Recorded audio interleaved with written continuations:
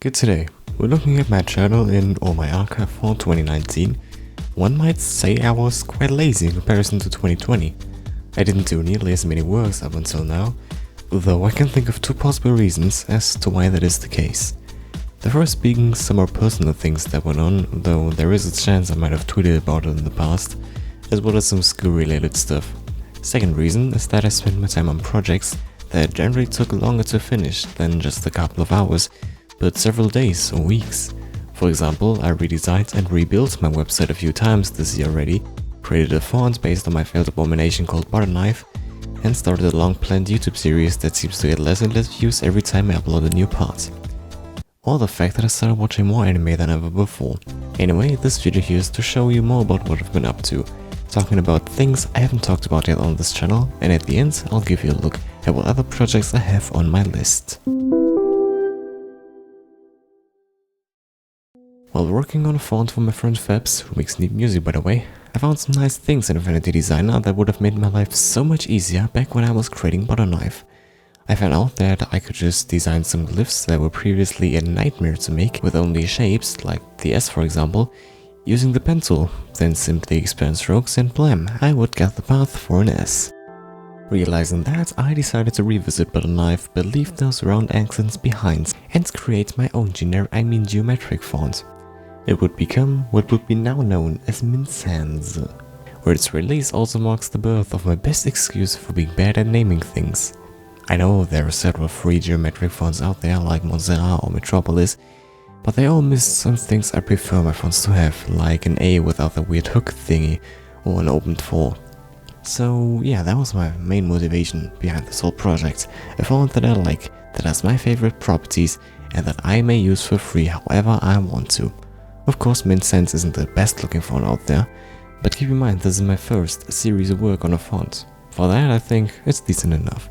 Min Sans is licensed under the SIL Open Font license and anyone can download the latest version directly from my website or my Tumblr blog. Let's stay on the topic of fonts for a little longer and talk about the font that made me realize that even with the Mint prefix, I suck at naming things. I thought of Google's material icons and how some of its icons have text in them. Hey, those look pretty neat, I'll make a font based on those. An hour and a bad name later, we got what would be now known as Mint Alternative. I'll be honest with you, I don't have much to say about this one. Again, open font license, website or Tumblr, blah blah blah. Next thing. A while ago, I didn't know what to do with my 5 bucks on Steam. So I uninstalled my crack for Asprite and bought Asprite on Steam.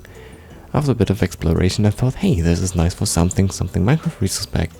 I didn't really like the light grey-esque look of most of the Minecraft UI, so I cracked it in raw, extracted the textures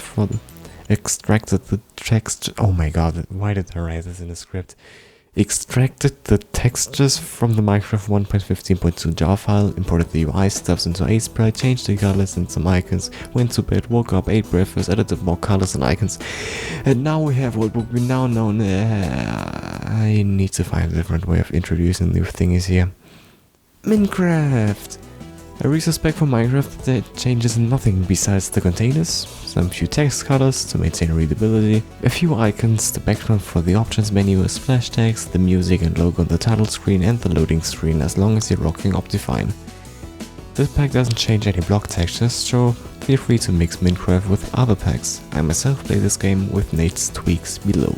At some point I even thought of making a light-themed version, but that looked worse than Min Sans lowercase characters.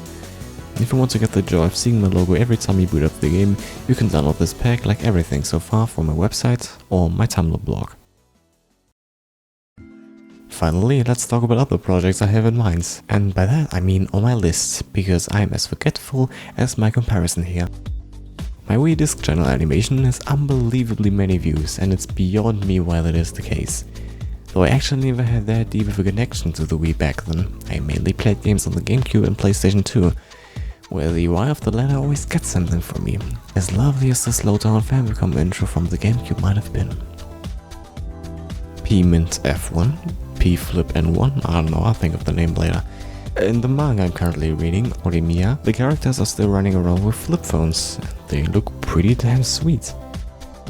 I have a list of things I want to change, fix, or add to the next version of each, especially Mint Sans, coming closer ever so slightly to the completion of my dream fonts. The summer holidays are coming closer and I will have a lot of free time to work on more design related things again. Unless of course I lack the motivation to do anything again for several weeks. I'll see you in the next video. Until then, farewell and goodbye.